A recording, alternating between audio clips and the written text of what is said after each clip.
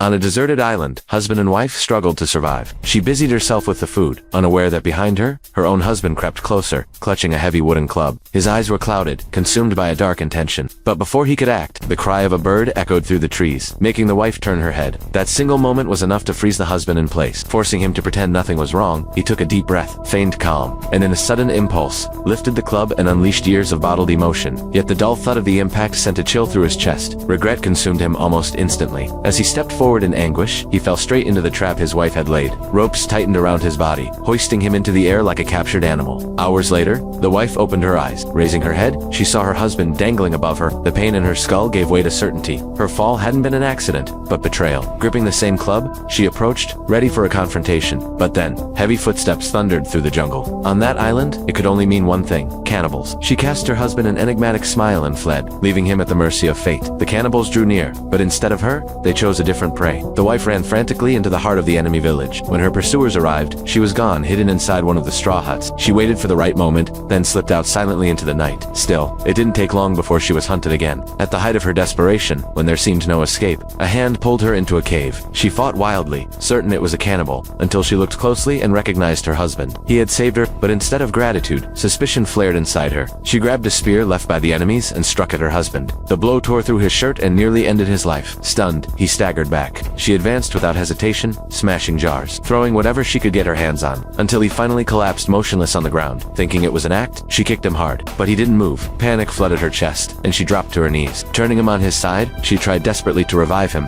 pressing her lips to his in frantic breath. Between sobs and regret, she realized that, despite her fury, she couldn't bear to lose him. When her strength was nearly gone, in one last act of rage, she struck his chest with all her might, and to her astonishment, her husband gasped back to life, exhausted and covered in wounds. The couple exchanged a different kind of look. For the first time, they understood that only together could they escape this hell. They walked side by side through the jungle, discussing how to survive. But suddenly, the unexpected struck. A wave of vertigo swept over them both, and they collapsed onto the island floor, unconscious, with no idea what awaited them next.